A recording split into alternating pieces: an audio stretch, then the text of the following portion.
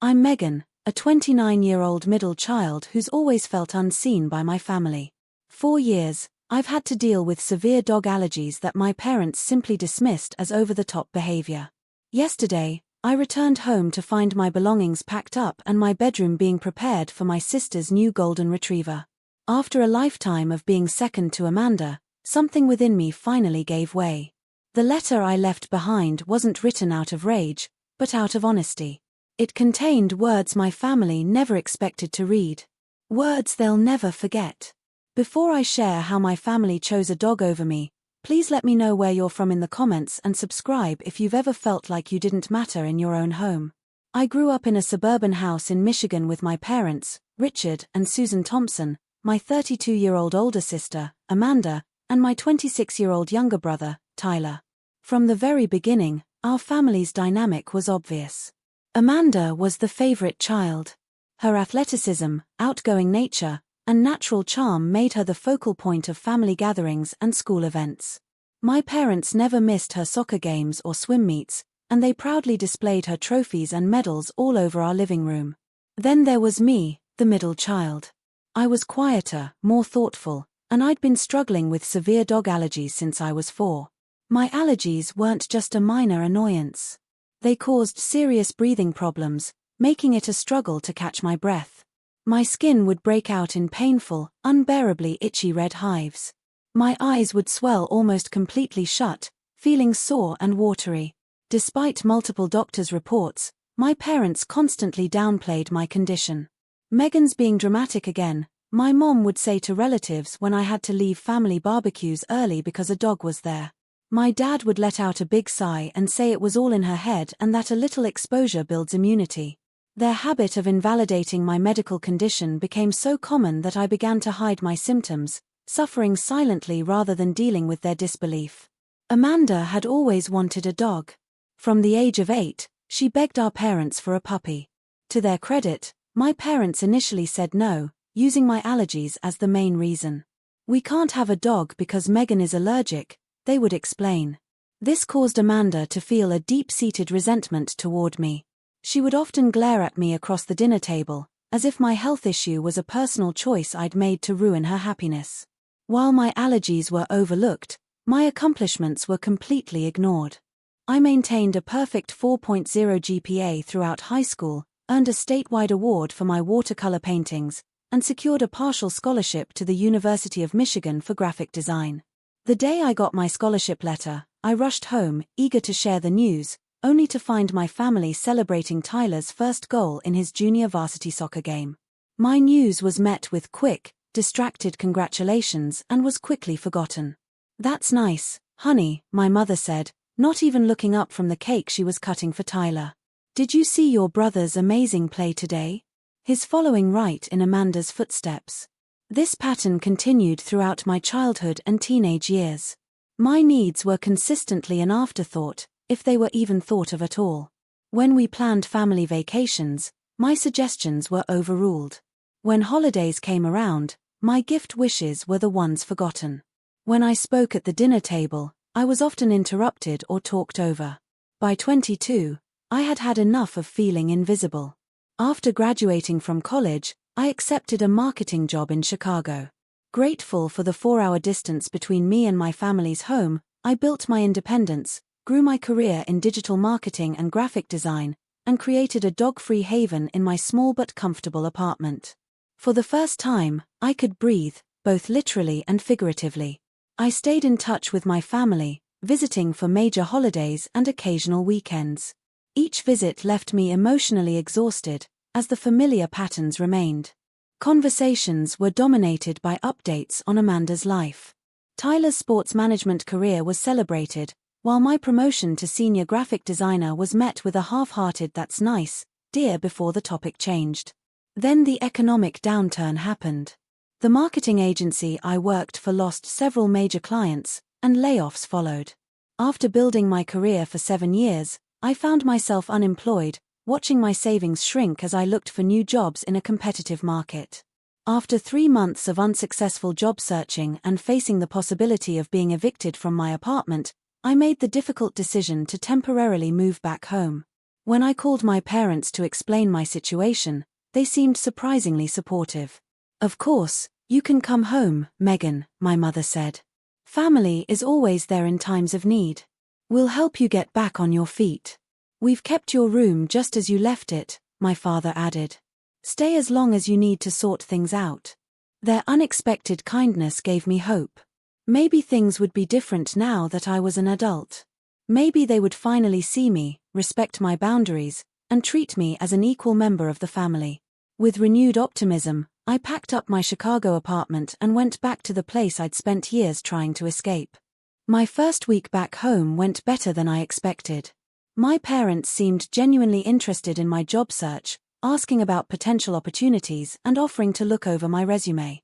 Mom cooked my favorite meals, and Dad helped me set up a small workspace in the corner of my old bedroom.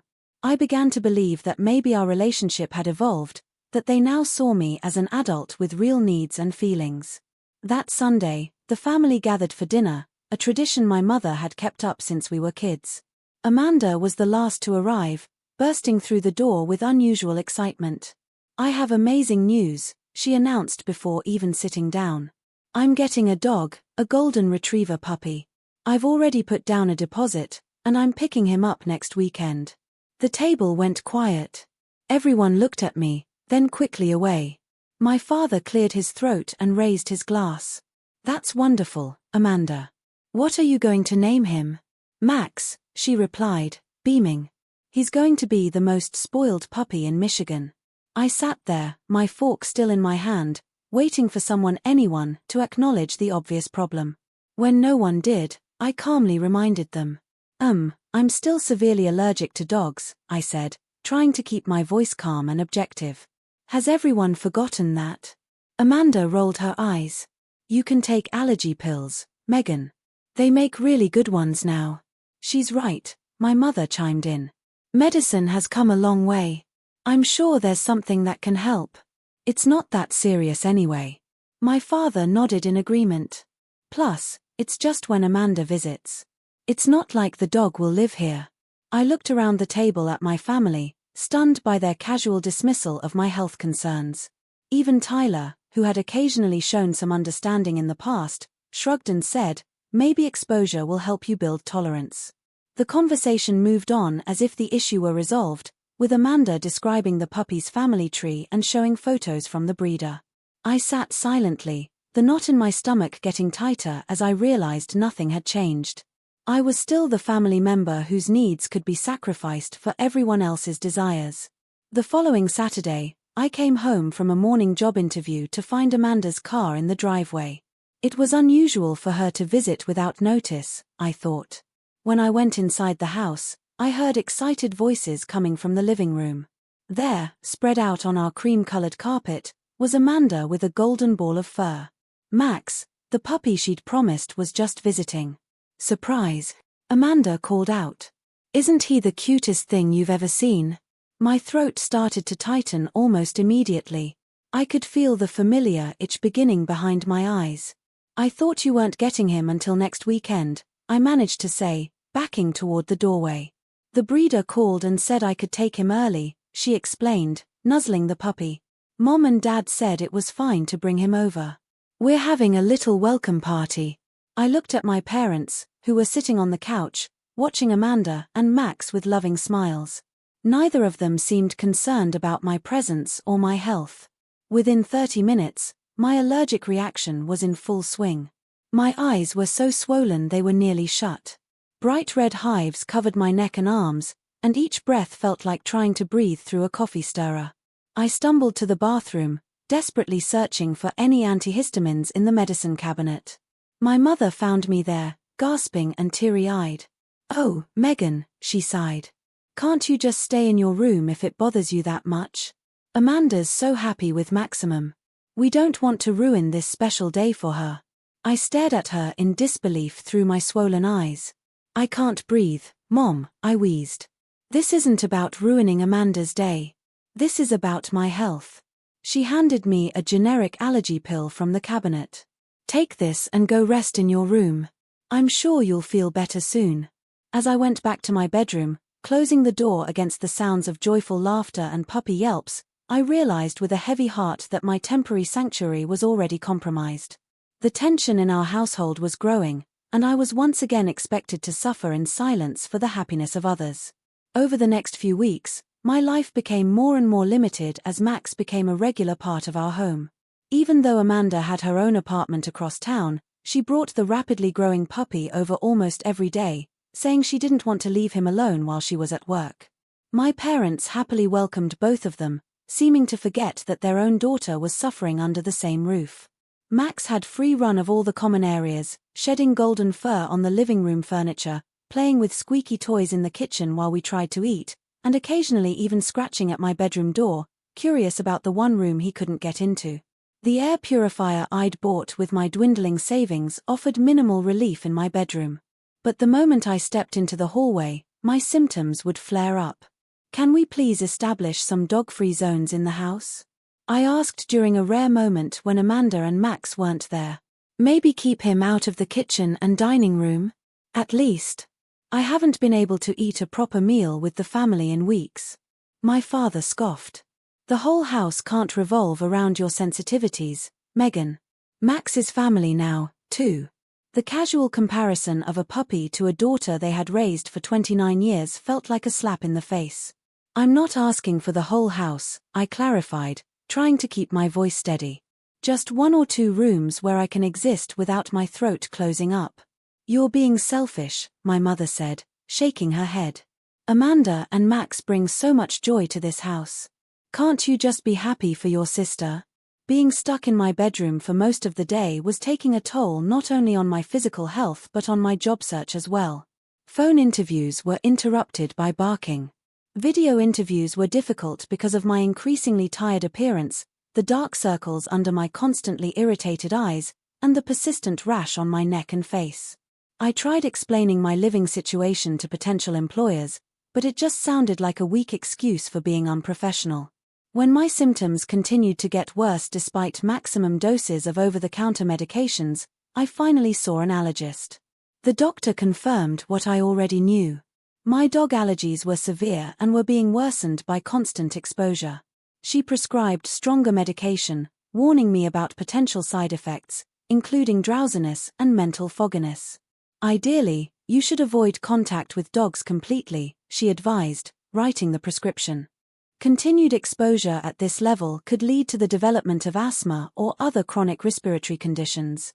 I presented this medical information to my parents, hoping the doctor's authority would succeed where my pleas had failed. They listened silently, exchanged glances, and then my father simply said, "We'll try to have Amanda keep Max in the backyard more often when the weather permits." This half-hearted promise was never kept. Amanda continued to bring Max inside, and my parents continued to allow her, often joining in and playing with the dog in the living room while I remained isolated in my bedroom, drowsy from medication and increasingly depressed. One evening, as I made a rare trip to the kitchen for dinner, I overheard Amanda, my mother, and my father talking in the living room, unaware of my presence. "I don't understand why Megan has to make such a big deal about Max," Amanda was saying. "It's like she's jealous of a dog." My mother laughed. "She's always been too sensitive. Remember how she used to cry because her art wasn't put on the refrigerator? The irony is that Max has brought more life to this house than Megan ever did," my father added, chuckling. "At least he's happy to see us when we come home." I stood frozen in the hallway, a plate of cold pasta in my hands, as their laughter washed over me. The casual cruelty of their words confirmed what I had suspected but never wanted to believe. I wasn't just overlooked in my family. I was actively disliked. The next morning, I found dog toys in my bathroom, colorful rubber bones on the floor by the toilet, and a tennis ball in the shower. When I confronted my mother, she dismissed my concerns. "Max must have carried them in there when I wasn't looking." "It's not a big deal, Megan. Even my clothes weren't safe." Despite keeping my door closed, I would find dog hair on my sweaters and pants, suggesting someone was letting Max into my room when I wasn't home. The violation of the one space that was supposed to be mine, combined with the constant physical discomfort of my allergies, left me feeling violated and increasingly desperate. As my isolation grew, so did the feeling of betrayal. This was my family. The people who were supposed to protect me, support me, and care about my well-being. Instead, they had made it perfectly clear that my health and comfort were less important than accommodating a dog who didn't even live in our house full-time. The painful realization that I had no allies under this roof pushed me further into despair. After 2 months of living in increasingly unbearable conditions, I had finally secured a promising job interview with a marketing firm in Detroit. The position would allow me to commute from home at first, then potentially relocate once I had saved enough money. It wasn't my dream job, but it represented hope, a path back to independence and away from the daily reminder of my family's indifference to my suffering. I came home from the interview feeling cautiously optimistic. The panel seemed impressed with my portfolio, and the hiring manager had hinted that they would be making a decision by the end of the week. As I turned my key in the lock, I allowed myself to imagine a future where I could afford my own place again, a small apartment where I could breathe freely, both physically and emotionally. The moment I opened the door, I knew something was wrong. The house had a particular quiet that felt intentional rather than peaceful. I called out a hello, but no one answered. As I went upstairs, I noticed my bedroom door was wide open. That was strange since I always kept it closed to keep out dog hair and dander. When I reached the doorway, I froze. My room had been partially taken apart. My desk was pushed against the wall, the bed was stripped of its sheets, and several cardboard boxes were stacked in the middle of the floor. Some contained my clothes, hastily folded. Others held books, awards from college, and personal mementos that had been on my shelves. As I stood there, trying to make sense of the scene, my parents appeared behind me. Their expressions were a mix of guilt and defiance. They looked like people who knew they were doing something wrong but had convinced themselves it was justified. "What's happening?" I asked, even though I already suspected the answer. My mother stepped forward, her voice unnaturally cheerful. "We were going to surprise you. We're moving you to the guest room at the end of the hall. It's cozier, and you'll have more privacy there." "Why?" The single word came out as a choked sound as I looked at the mess of my personal space. My father cleared his throat. "Amanda needs more space when she visits with Maximum. The guest room is too small for both of them, especially with all the dog supplies. This room makes more sense for them since it's larger and has direct access to the backyard." I looked at the boxes containing my life, then back at my parents. "You're moving me to a smaller room, for a dog that doesn't even live here?" "It's not just for Max," my mother said quickly. "It's for Amanda, too. She's been staying over more often, and since you're just here temporarily," the implication was clear. Amanda, even as a visitor, deserved more consideration than me, their daughter, who had nowhere else to go. I walked further into the room and noticed something that made my stomach drop. On the floor near one of the boxes was the shattered frame of a watercolor painting I'd done in college, the one that had won first place in a statewide competition. The glass was broken, and the painting itself was creased where something heavy had fallen on it. I picked it up carefully, the broken glass making a tinkling sound as it fell. "What happened to this?" My mother glanced at it dismissively. "Oh, Max got a little excited when we were packing. He knocked over a few things. We can get you a new frame." "This isn't about the frame," I said, my voice rising. "This is my artwork. This meant something to me. And you let a dog destroy it like it was nothing." "It was an accident," my father said firmly. "Don't be so dramatic." The word dramatic, their favorite way to dismiss my feelings since childhood, lit a fire inside me. Years of held-back hurt and anger bubbled to the surface. "This isn't being dramatic. This is about respect. You're choosing your older daughter's pet over your other daughter's health and well-being. You've always chosen everyone else over me." My mother's face hardened. "It's just temporary, and Amanda's happiness matters, too, Megan. You can't always be the center of attention." I laughed in disbelief. When have I ever been the center of attention in this family? "Name one time." Neither of them answered. "Max brings joy to this house," my father finally said, his tone suggesting the conversation was over. "Something we could use more of around here." The message was clear. I didn't bring joy. I was a burden, a problem to be handled, not a daughter to be loved. I stood there among the boxes of my hastily packed life, holding my damaged artwork, and realized with perfect clarity that nothing would ever change. In their eyes, I would always be less important than Amanda, less valuable than Tyler, and now less deserving of consideration than a dog. Amanda arrived during this confrontation, with Max bouncing in behind her. Seeing the situation, she immediately took our parents' side. "Why are you making such a big deal about this? It's just a room, Megan. God, you're so selfish. Always making everything about your allergies." Tyler, who had been silent until now, standing uncomfortably in the hallway, finally spoke. "Maybe you should try harder to get along with Maximum. Everyone else loves him." I looked at my family. All four of them united against me, with Max happily panting in the middle, unaware of the human drama unfolding. In that moment, something inside me broke. Not with a crash or explosion, but quietly, like the last thread of hope snapping.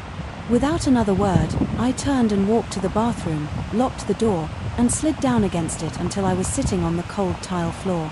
Tears streamed down my face as I struggled to breathe through my congestion, which was part allergic reaction and part emotional breakdown.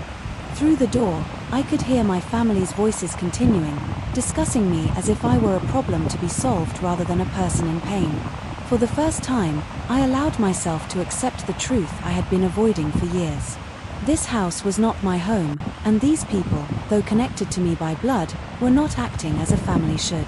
The realization was both heartbreaking and strangely freeing. That night, sleep was impossible. I lay on the bare mattress in my dismantled room, surrounded by boxes of my belongings, listening to the occasional jingle of Max's collar from down the hall where he was sleeping in the guest room. The room that was apparently too small for a dog, but would soon be good enough for me. By morning, my decision was made. I couldn't keep living in a place where my health was at risk and my worth was so clearly diminished. My best friend, Sarah, had offered me her spare room when I first lost my job, an offer I had turned down in favor of trying to fix my relationship with my family. Now I saw how foolish that hope had been. I waited until everyone had left the house, my parents for work, Amanda taking Max to the dog park before dropping him off for the day. With shaky hands, I called Sarah. "Of course, you can stay with me," she said immediately after I explained the situation, asking no questions. "I'll be home all day. Come whenever you're ready." I spent the next few hours packing everything I could fit into my car. Clothes, personal documents, my laptop, my design equipment, and the few mementos that hadn't been damaged. As I sorted through my belongings, I found a photo album from my childhood. Flipping through it, I noticed a pattern I had never fully acknowledged before. In family photos, I was often at the edge of the frame, slightly separated from the others. In some, I was clearly sick, my eyes swollen from allergies even then, while everyone else smiled broadly for the camera. These photos told the story of my childhood more honestly than any words could. They showed a systematic pattern of neglect, not dramatic or abusive enough to have a clear name, but consistent enough to shape my sense of self-worth. Looking at them now as an adult, I felt a profound sadness, not just for my current situation, but for the child I had been, always trying to make herself smaller, less bothersome, and less needy in hopes of earning the love that should have been freely given. I remembered that my family would be attending Amanda's birthday dinner that evening. They had invited me with a casual, "if you're feeling up to it," another subtle reminder that my health issues were seen as an inconvenience rather than a legitimate concern. This timing gave me several hours to complete my exit without being interrupted. But I couldn't just vanish. Despite everything, I owed them an explanation. Not for their sake, but for my own. I needed to express, just once, the truth of my experience in this family. After a moment of thought, I sat at the kitchen table with a notepad and began to write.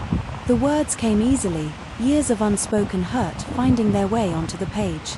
I didn't write with anger or blame, but with a calm clarity that surprised me. I detailed specific instances where my needs had been ignored, from childhood illnesses I spent alone while they attended Amanda's events to the current situation with Maximum. I explained how their consistent preference for others' desires over my basic health needs had made me feel fundamentally worthless. I deserve to live in a home where my health matters, I wrote in the final paragraph, where I don't have to fight to be seen or heard, where I am considered with the same care and respect given to everyone else, including the family pet. I'm not leaving because I don't love you. I'm leaving because I need to start loving myself enough to remove myself from situations where I'm treated as less than human. I hope someday you'll understand that this isn't about allergies or rooms or even maximum. It's about years of feeling invisible in my own family. I signed the letter simply, Megan. I folded it carefully and placed it on the dining room table where they would find it when they returned from Amanda's birthday dinner. Beside it, I left my house key. Standing in the entryway of my childhood home, possibly for the last time, I felt a complex mix of emotions: grief for the family relationships I had always wanted but never had, fear of the uncertain future ahead of me, but also, surprisingly, relief. For the first time in months, I took a deep breath without wheezing. The physical act reflected my emotional state, as the feeling of being restricted gave way to possibility. I closed the door quietly behind me, loaded the last of my belongings into my car, and drove away from the house where I had always been a guest, never truly at home. The first week at Sarah's apartment was a revelation. Within 48 hours, my breathing had completely cleared. The persistent rash on my neck and arms faded. I slept through the night without medication for the first time in months. The physical relief was immediate and dramatic, highlighting just how terrible my living situation had become. Sarah's one-bedroom apartment was small, but she had cleared out half her closet and rearranged the living room to create a sleeping area for me on her pull-out couch. "Stay as long as you need," she insisted, waving away my concerns about being a burden. "That's what friends are for." Her unconditional support was a sharp contrast to my family's conditional love, and it made the pain of their betrayal both sharper and, somehow, more bearable.